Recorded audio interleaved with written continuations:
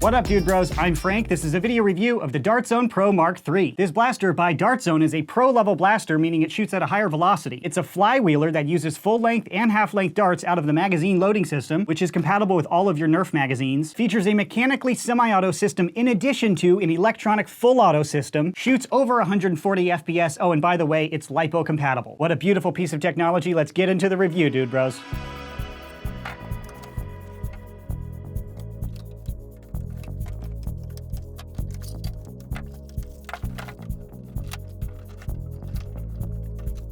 Included is the blaster itself, red dot sight, short magazine, full magazine, mag adapter, safety glasses, short darts, long darts, and the instructions. This blaster requires 8 AA batteries and are installed as shown.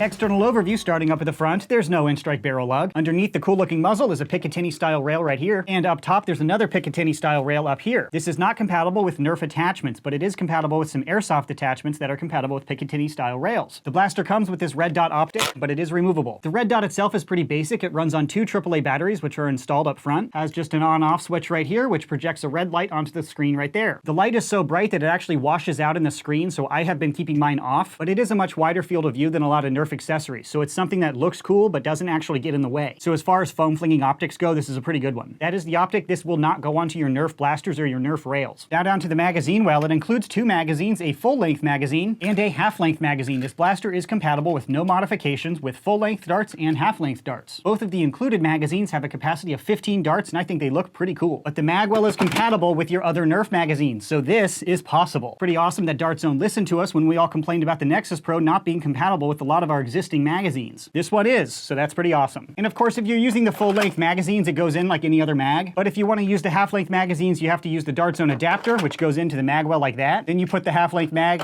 into the adapter like that. But you don't have to take it apart, change any settings, or do anything at all. It works with full-length darts and half-length darts just on its own. Behind the magazine is the mag release, which is the nice flappy paddle here, which is really easy to strike with your firing hand or your offhand like that. Behind that, only on the left-hand side, not present on the right, is the selector switch. Blaster has 2 settings, semi-automatic and fully automatic. But this is totally different than the regulator and other select fire switches of the past. When you're in semi-automatic mode, you have a mechanical semi-auto trigger system that feels similar to the Strife or the Spectrum, meaning you have a very fast response time and a really great tactile feel. You are manually pushing that dart into the flywheels. Then when you switch into fully automatic mode, you're no longer in a mechanical mode, you're in an electronic mode. So when you push on the trigger, you're firing the electric full auto mode, similar to the Rapid Strike, Hyperfire, and Regulator when firing full auto. This is an incredibly important innovation that might go unnoticed if you don't have this blaster in your hands. It's not just normal semi-auto like with the regulator. This is a mechanical semi-auto mated with an electronic full-auto system. I didn't think this was possible, and it's absolutely brilliant. This is super important because it comes down to trigger response time and the overall just joy of playing. When you use a Nerf regulator in semi-auto mode, you press the trigger and it feels like half a second later the dart finally gets fired. Compared to a Strife, when you are manually injecting that dart and you can fire very quickly. It's very snappy. Then if you want to go into full auto, you flick the switch, you're in electric mode, there is more delay. When you press the trigger, it takes a little longer for that first dart to launch. But it's full auto, so you can just kind of point it in one direction and just fling away without paying much attention. It's truly the best of both worlds. I really dig mechanical semi-auto for that tactile feel. When you finger bang a Strife, it's different than firing a regulator. This has both. I really hope this system is used in the future. It's super cool. Moving down to the primary trigger, it has 2 modes of function, semi and full auto. In semi-auto, it has a very smooth, snappy trigger pull. It feels like a Strife or a Spectrum. And there are no noticeable trigger locks in there which slow down the trigger. It's a very smooth trigger pull. Then you move into fully automatic, and it feels like a regulator or a Rapid Strike. When you're not mechanically pulling on a trigger, you're just tapping a little electronic switch in there. So it's a very noticeable difference in trigger feel, but both of them work pretty well. And below the primary trigger is the rev trigger. You hold that for a moment before firing. It's a smaller rev trigger than what you see in other Dart Zone blasters, which have the 2-finger rev trigger. That's all subjective taste. I personally prefer this. I think it's super comfortable. And now down to the grip. Overall, this is a pretty comfortable grip, and I think it's going to be welcoming for most hand sizes. And the gray you see is actually this rubberized sleeve. I think you could rip it off if you really wanted to. And that rubber gives a unique feel compared to an all-plastic grip. And over on the left-hand side, we have the battery tray. To get in there, you take out the screw, you take off the plate, and it requires 8 AA batteries, which is a lot of batteries. But that will make sense once you see it fire and you see the chrono results. And there's a hidden feature in this blaster which is not in the instruction manual. You're able to take out the existing battery tray, which reveals an XD60 LiPo battery connection. So if you have a LiPo, you can throw it in with no modification to the blaster at all. So out of the box, you can run it with pretty excellent performance on AA's, but if you want to a rechargeable option and you already own lipos,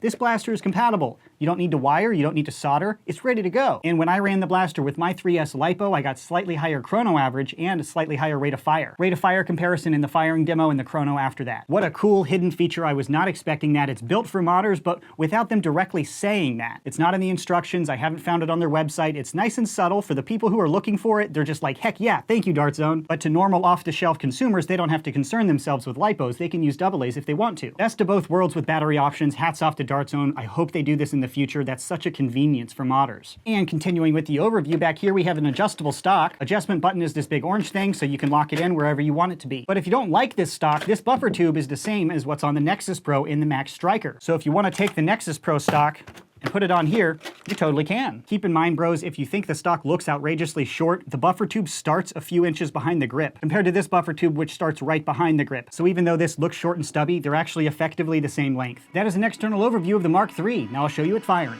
Starting with the included full-length yellow waffle head darts.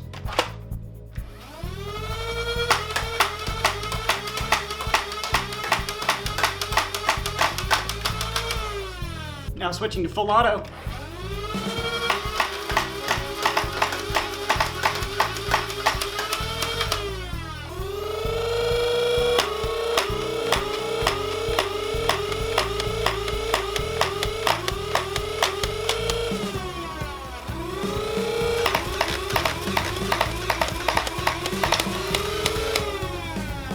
Now shooting blue Nerf Elite darts out of a Nerf brand magazine.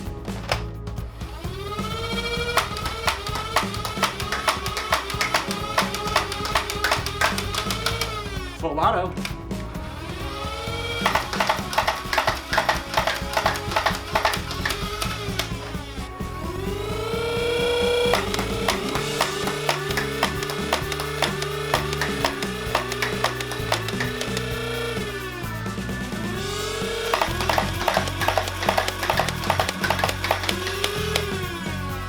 Now shooting standard green Dart Zone waffle head darts, full length.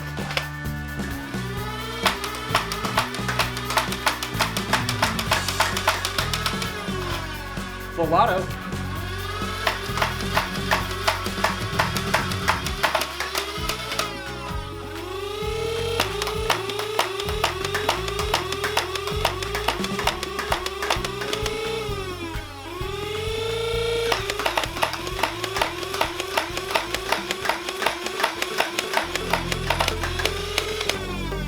Now shooting the included waffle half-length darts that are yellow using the included mag converter.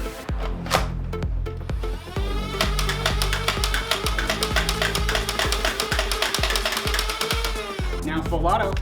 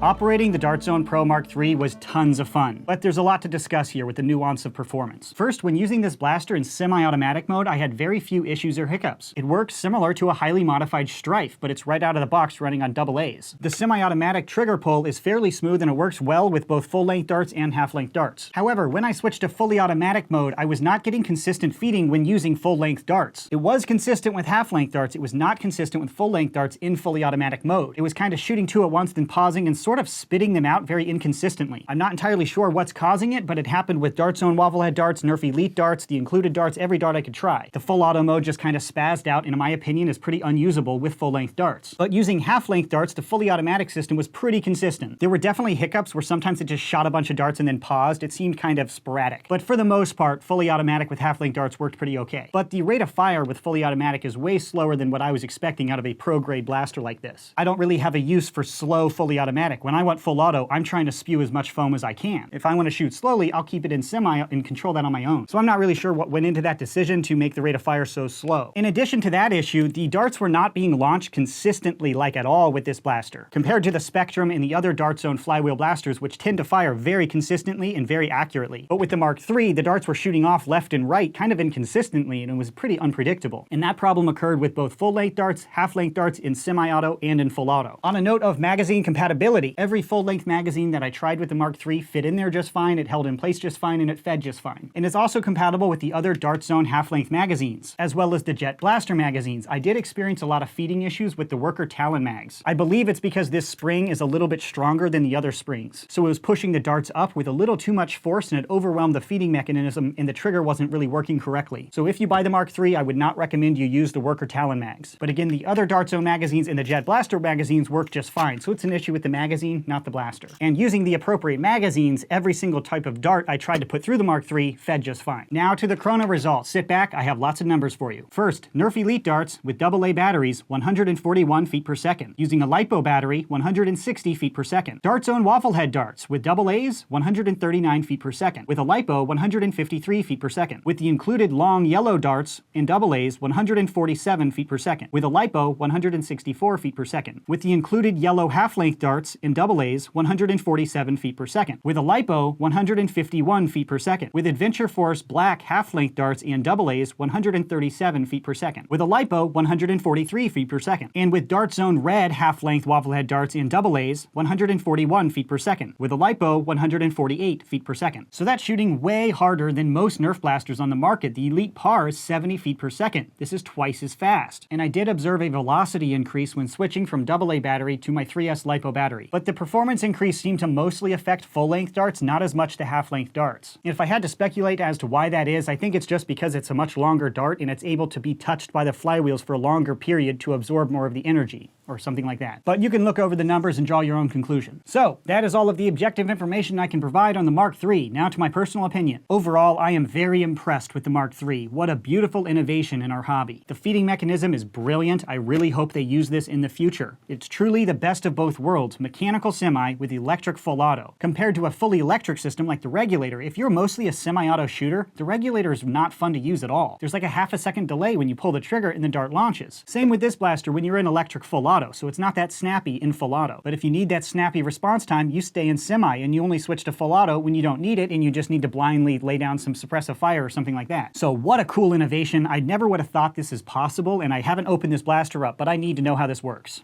Next, the battery tray. So you can run it on AA's if you just want to go to Walmart and pick up some batteries, but they have the subtle hidden XD60 connector right behind there, and it's so accessible. That's such a brilliant innovation. That's just so convenient. You don't have to resolder it, you don't have to rewire it or deal with any of that. You just plug in your 3S and it runs right off the shelf, which is really cool. Now, there's not a huge performance increase when using the LiPo. It's not like it's twice as good. The velocity increase is just a little bit, and the rate of fire increase is just a little bit. The major benefit is if you don't want to keep buying AA's and you want to use something that's rechargeable, it's just a little easier long-term to get rechargeable packs. And if you're a modder and you want to open it up and switch stuff out, it's already wired for it, which is just really cool. And this type of innovation will go unnoticed by people that don't care, so it's not a hindrance, it's not in your way, you don't have to use a LiPo, you can use normal AA's if you want to. And you're not even giving up performance. 145 FPS on AA's? Like, wow! So the battery connector in the background and this feeding system make this blaster super innovative and very cool. Overall opinions of this blaster for those reasons alone, phenomenal. And now to the question to buy or not to buy, and this is where it gets confusing. First, if you're a stock class nerfer and you and all your friends do not modify blasters, it would be entirely unfair to buy this and use this in your nerf war. You would absolutely destroy all of them, but you would destroy them with a Nexus Pro or a max striker as well. They just shoot too hard for a stock blaster Nerf war. It's just not fair. So first and foremost, do your buds mod. Do other people want to shoot at this velocity? If no one else is shooting at this velocity, it's not fair, it's not fun. But if they are, and they're running around with the Nexus Pro, you can use this and finger bang and shoot out tons of foam way faster and way more rate of fire than the Nexus Pro. So to buy or not to buy, that's the first question. How fast are your friends shooting? Because you want to shoot roughly the same as them. But the next question, in my opinion, is what darts are you using? If you're using half-length darts, the Mark III is a phenomenal blaster because it's a flywheeler that shoots half-length darts out of the box. And if you change your mind and you want to go back to full-length darts, there's no permanent modification. Like if you modify a Strife to shoot half-length darts, you disable the ability to quickly and easily use full-length darts again. With this blaster, you can switch back and forth, which is really cool. So if you're a half-length dart user and you and your friends want to shoot at about 150 FPS, yes, go out and consider the Mark III. It's a great blaster. However, if you are primarily a full-length dart user, I'm not sure that the Mark III is going to be the best blaster for you. In semi-automatic, the Mark III shoots full-length darts just fine, but the full auto with full-length darts is simply unusable. It's inconsistent, it just sprays darts out, it's annoying. So if I was shooting full-length darts, I would keep this in semi-auto the entire time. I would not use full auto with full-length darts at all. And if you're only using full-length darts, you can't use full auto, so this is essentially a highly modified Strife for a lot more money. You can buy a Strife and modify it to run on IMRs or a LiPo for much less money, and you're not going to have full auto, but you don't have usable full auto in this either. So if you're a full-length dart user and you don't really use half-length darts, I would not really recommend you check this one out. If this blaster came in at 50 bucks like the Nexus Pro or the Max Striker, I would say go out and buy it for sure. But it doesn't. It's 130 bucks, so you can go out and buy a Strife, a LiPo, and learn to mod and do all of that for much less money. If the full auto system worked well with full-length darts, it would be worth considering. But it doesn't, so I really can't recommend it with full-length darts. So that purchase recommendation was split into like 4 different categories. I don't know which one you are. But hopefully I've laid out all of the information for you to make an educated purchase decision on your own. If you'd like to purchase a Dart Zone Mark III, I'll put a purchase link in the description box below. That's it for this video review. Thanks so much for watching, bros, and as always,